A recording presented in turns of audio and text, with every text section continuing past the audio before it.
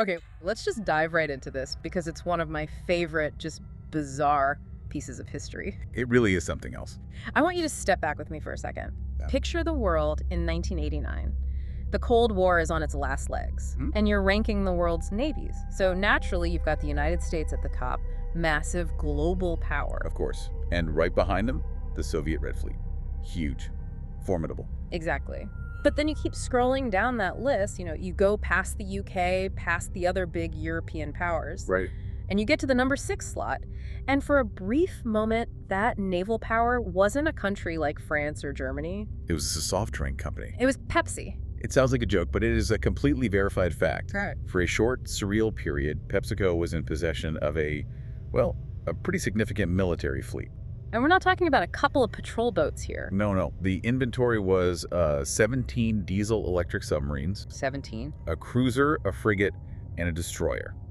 This was functional Cold War military hardware. So Pepsi had more actual firepower than most countries in Europe at that moment. Absolutely. Is one of the weirdest footnotes of the entire Cold War. So our mission for this deep dive is to figure out how this happened. We're going to trace this whole story back to 1959. It's a story about economics, really, and how a completely worthless Soviet ruble forced the USSR to trade its navy for basically sugar water. It all starts with a very, very thirsty Soviet leader. And to get there, we really have to understand the world of 1969. The contrast is just stark. It really is. On one side, you have America, the American dream, in full swing. Everything's in Technicolor. You've got big chrome cars. Consumerism is just... Loud. It's a statement of victory, really. yeah. And a key part of that is, things like Coca-Cola and Pepsi, they're everywhere. Then on the other side, The Soviet Union, gray, serious, walk behind the Iron Curtain. And critically, it was a world almost entirely without Western consumer goods. right, so things like blue jeans or, a can of cola were symbols. They were this forbidden taste of another world. Exactly. So, in an attempt to thaw things out just a little bit, the U.S. decides to hold this big American national exhibition right in the heart of Moscow. To show off the wonders of American capitalism. And this is where a very sharp Pepsi executive named Donald Kendall sees a massive opportunity. So at the exhibition, U.S. Vice President Richard Nixon meets Soviet Premier Nikita Khrushchev. And they immediately start arguing. Viciously, it becomes the legendary kitchen debate. The sources say the room was hot, it was crowded, and Khrushchev was just shouting, red in the face, sweating, going on and on about how communism would bury capitalism. And this is Kendall's moment. I mean, it's maybe the boldest marketing move in history. He doesn't say a word. He just walks up to the premier, who is visibly agitated and hot. And hands him a cup, an ice-cold cup of Pepsi. Brilliant. Khrushchev just stops. Yeah. This symbol of the enemy, this capitalist sugar water, is in his hand. And he takes a sip. He takes a sip, he sort of thinks about it, and then he smiles. And the entire Soviet delegation, they all try it, they love it. And just like that, the taste of American capitalism breached the Iron Curtain. They were hooked. From that moment, the Soviets decided they needed Pepsi. Millions of liters of it. But there was a huge, immediate problem. Right. How do you pay for it? Exactly. A massive economic wall. And this gets into the weeds of Cold War finance, doesn't it? The Soviet ruble was, for all intents and purposes, a closed currency. Totally. It was what's called a non-convertible currency. You couldn't take a suitcase of rubles to a bank in London and trade them for pounds. The currency had no value outside the USSR's borders. So if Pepsi needs dollars to pay for its concentrate and shipping, and the Soviets only have rubles, you're at a standstill. An impossible situation. So they turned to the oldest form of commerce in human history. Barter, trading goods for other goods.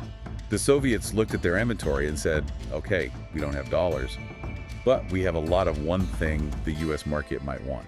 Vodka. Specifically, Stolichnaya vodka. And there's the deal. It's historic. Pepsi gets to be produced and sold inside the Soviet Union. And in return, PepsiCo gets the exclusive rights to import and sell Stolis in the United States. It was a perfect exchange, liquid for liquid. And it was genius because it completely bypassed all the thorny issues of currency exchange and all the international trade restrictions. For decades, this worked beautifully. Russians drank Pepsi, Americans drank Russian vodka. Pepsi even became the very first capitalist product to be mass-produced in the USSR. It was a stable economic bridge right through the peak of the Cold War, but that stability wasn't going to last. Okay, let's jump forward. Past the 60s, past the 70s, all the way to 1989. The crisis point. This is where the story goes from, clever Cold War economics to just outright absurdity. By 89, the Soviet system is crumbling, the Iron Curtain is rusting away, their entire economy is grinding to a halt. And a big part of that, the sources point out, is that global oil prices had collapsed. So the USSR's main source of hard currency, of actual dollars, had just dried up. At the same time, the big Pepsi contract is up for renewal, and the Soviets owe PepsiCo a fortune. The problem was, the Russian people were now consuming so much Pepsi that the vodka exports couldn't cover the bill anymore. Not even close. But the demand was massive. The people were, you could say, addicted. You couldn't just take it away without risking some serious public anger. So Pepsi is demanding payment on a multi-billion-dollar deal, and the Soviet government looks in its coffers and there's just nothing. No dollars. Pockets are empty. So what's left? If you're a superpower and you're broke, but you have all this stuff, what do you pay with? Well, they looked out at their harbors, at all this military equipment just sitting there. And they realized they had a surplus of hardware, military hardware. And this leads to what has to be one of the most unbelievable business proposals of all time. The Soviets go to Pepsi and basically say, They don't have cash. would you accept a Navy instead? And the most incredible part of this entire story is that Pepsi said yes. They just accepted a fleet of warships as payment for soda concentrate. It is truly mind-boggling. Let's just run through that list again, just to appreciate the scale of this. Please. Pepsi, the soft drink company, took possession of 17 diesel-electric submarines. 17 submarines. 1 cruiser, 1 frigate, and 1 destroyer. These were not museum pieces. These were frontline Cold War vessels. So for a brief, shining moment in corporate history, Pepsi commanded the 6th largest naval fleet on the entire planet. Which led to, I think, one of the greatest phone calls ever made. Oh, yes. The CEO, Donald Kendall, picks up the phone and calls the U.S. National Security Advisor. Can you imagine being the person who takes that call? And Kendall just says, and this is a direct quote, "We are disarming the Soviets faster than you are." which, technically was true. A soda company was stripping a superpower of its military assets because of debt. It's incredible. So the obvious next question is, what does Pepsi do with the Navy? Do they start their own corporate arms race against Coke? Are we going to see a cruiser named the Mountain Dew? Huh. No, absolutely not. Pepsi had zero interest in becoming a military power. They did what any smart company would do with a very large, very strange asset. They liquidated it. Immediately. Within days, they sold the entire fleet, all 17 subs, all the ships, to a Swedish company that specialized in scrap metal. Which brings us to the final, and I think most beautiful, piece of irony in this entire saga. These fearsome submarines, these symbols of Soviet military might, they get towed to Sweden and melted down. Recycled, repurposed.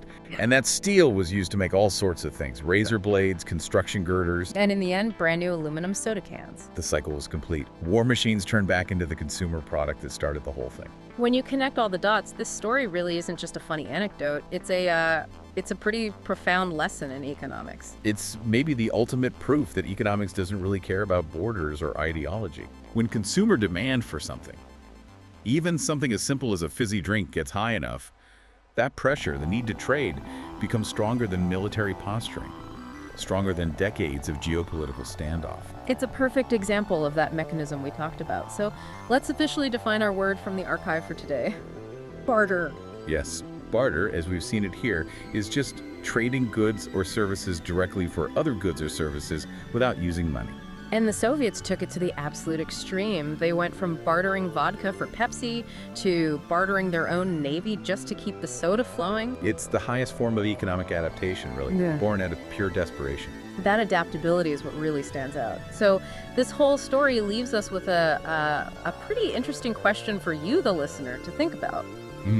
If the consumer value of a soft drink could literally outweigh a fleet of submarines back in 1989, what non-monetary assets today might secretly hold that kind of geopolitical weight? I mean, think about things like user data or processing power for AI or even just cultural influence.